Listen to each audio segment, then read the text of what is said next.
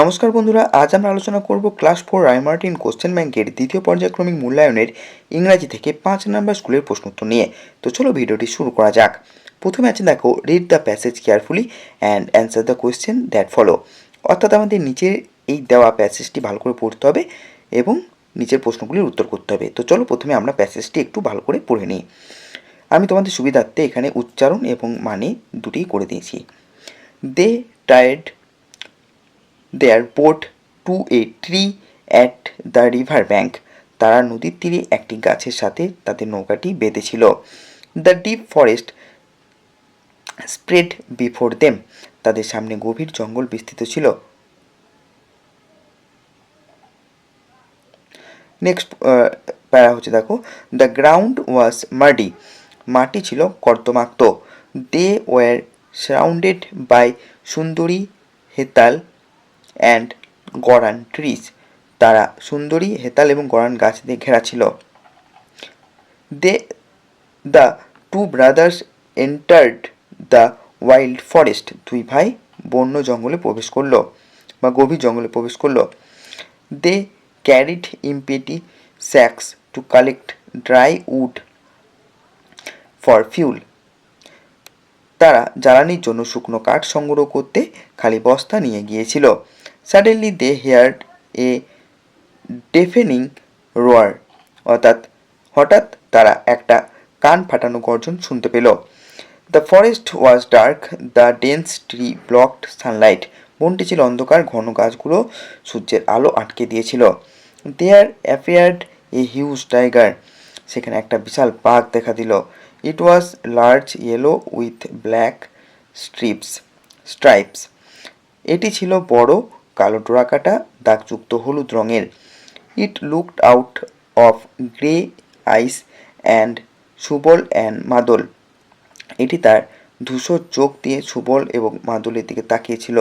বারে মিয়া, Subal set with অ। বড় মিয়া, সুবল বিস্ময়ের সাথে বলল। কিপ কোয়াইট, মাদল সেট সফটলি, ডোন্ট চ্যালেঞ্জ হিম।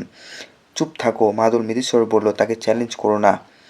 এখন আমরা নিচে দেওয়া প্রশ্নগুলির উত্তর করব। প্রথমে আছে দেখো, অ্যান্সার দ্য ফলোয়িং কোশ্চেন্স। প্রথম প্রশ্ন, which trees did Subal and Madal see in the forest. Subal এবং মাদল বনে কি গাছ দেখতে পেয়েছিল? উত্তর হবে Subal and Madal saw sundari, hetal and goran trees in the forest. Subal এবং মাদল জঙ্গলে সুন্দরী, হেতাল এবং গরান গাছ দেখেছিল। নেক্সট প্রশ্ন, why did the two brothers carry empty sax.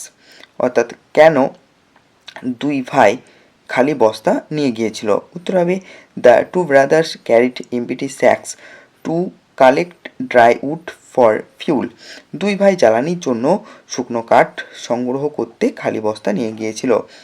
Next প্রশ্ন, why was the forest dark. বনটি অন্ধকার ছিল কেন?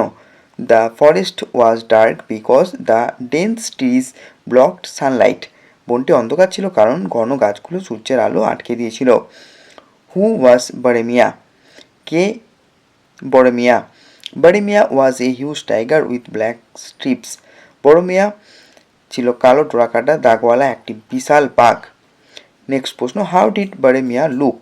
বারেমিয়া কেমন দেখতে ছিল? উত্তর হবে, বারেমিয়া ওয়াজ large, yellow with black stripes and had grey eyes. Boromia ছিল বড়, কালো ডোরাকাটা দাগযুক্ত হলদে রঙের এবং তার চোখ ছিল ধূসর। বিয়ের প্রশ্ন আছে দেখো, ট্রু ফলস করতে বলেছে। তো প্রথমে আছে, the two brothers carried huge boxes to collect dry wood. মানে দুই ভাই একটি বড় বাক্স নিয়ে গিয়েছিল কাঠ সংগ্রহ করার জন্য। এটা মিথ্যা, তখন খালি বস্তা নিয়ে গিয়েছিল। নেক্সট আছে, Subal and Madal hear a deafening roar in the wild forest. গভীর গর্জন শুনতে পেয়েছিল, এটা সত্য, তাই এখানে টি লিখে দিতে হবে। Madal ordered Subal to keep quiet. এটাও সত্য, তাই এখানে টি লিখে দেবো। Subal and Madal tied their boat to a tree at the river bank. এটাও সত্য, তাই এখানে আমরা টি লিখে দেবো। 2 নম্বর আছে, match column A with column B. Independence day হবে 15 August, Netaji's birthday 23 January, republic day 26 January, আর গান্ধীজির বার্থডে হবে 2রা অক্টোবর। 3 নাম্বার আছে দেখো fill in the blanks to complete the rhyme, অর্থাৎ কবিতার লাইনগুলিকে আমাদের লাইনগুলি শূন্যস্থান পূরণ করে করতে হবে। Mister Tiger said I am going to sneeze too so he put his head down between his knees. তো এই হচ্ছে আমাদের উত্তর কবিতাটির। 4 নম্বরে বলেছে দেখো fill in the blanks with the present continuous form of the given verbs. নিচে দেওয়া ভার্বগুলির বা ব্যাকেটে দেওয়া ভার্বগুলির প্রেজেন্ট কন্টিনিউয়াস টেন্সে রূপান্তরিত করে আমাদের লিখতে হবে। তো আমি দেখো উত্তরগুলি করে দিয়েছি, ঠিক আছে। দে আর ক্রসিং দ্য ডিজার্ট, তারা মরুভূমি পার হচ্ছে। আই অ্যাম রিডিং এ বুক, আমি একটি বই পড়ছি। লিপি ইজ ড্রয়িং এ পিকচার, লিপি একটি ছবি আঁকছে। Students are going to school, ছাত্রছাত্রীরা স্কুলে যাচ্ছে। ইট ইজ রেইনিং হেভিলি, খুব বৃষ্টি হচ্ছে। 5 নাম্বার আছে দেখো circle the adverb in the following sentence, নিচের বাক্যগুলি থেকে অ্যাডভার্বগুলিকে চিহ্নিত করতে বলেছে। The girl was slowly doing her work, তো এখানে হচ্ছে স্লোলি হচ্ছে অ্যাডভার্ব, ঠিক আছে, অর্থাৎ মেয়েটি ধীরে ধীরে তার কাজ করছিল। We should always cross the road carefully, আমাদের সবসময় সাবধানে রাস্তা পার হওয়া উচিত। এখানে অলওয়েজ এবং কেয়ারফুলি হচ্ছে অ্যাডভার্ব। নেক্সট আছে দেখো the wind is blowing gently, বাতাস মৃদুভাবে বইছিল, এখানে জেন্টলি হচ্ছে অ্যাডভার্ব। নেক্সট আছে suddenly the train stopped with a jerk, হঠাৎ করে ট্রেনটি একটি ঝাঁকুনি দিয়ে থেমে গেল, এখানে সাডেনলি হচ্ছে adverb. They ran quickly to catch the train, তারা ট্রেনটি ধরার জন্য দ্রুত দৌড়াচ্ছিল, এখানে কুইকলি হচ্ছে অ্যাডভার্ব। এবার মনে রাখা তোমাদের একটা সহজ উপায় বলে দিচ্ছি। সাধারণত কোনো শব্দের শেষে এল ওয়াই যুক্ত থাকলে সেটি অ্যাডভার্ব হয়, তবে অলওয়েজ বা সাডেনলির মতো শব্দগুলো কাজ করার ধরন বা সময় বোঝাতে অ্যাডভার্ব হিসেবে ব্যবহৃত হয়। নেক্সট আছে দেখো জেন্ডার টেবিল। সন থেকে হবে ডটার, বি থেকে হয়ে যাবে ড্রোন, গ্র্যান্ডফাদার থেকে গ্র্যান্ডমাদার, আর কাউ থেকে হয়ে যাবে বুল বা অক্স। 7 নাম্বার আছে make meaningful sentences of your own using following words, নিচের শব্দগুলি দিয়ে অর্থপূর্ণ বাক্য তৈরি করতে বলেছে। সাইলেন্ট থেকে হবে the deep forest was very silent, গভীর জঙ্গলটি খুব শান্ত বা নিস্তব্ধ ছিল। ফ্রিডম থেকে হবে উই লাভ আওয়ার ফ্রিডম, আমরা আমাদের স্বাধীনতা ভালোবাসি।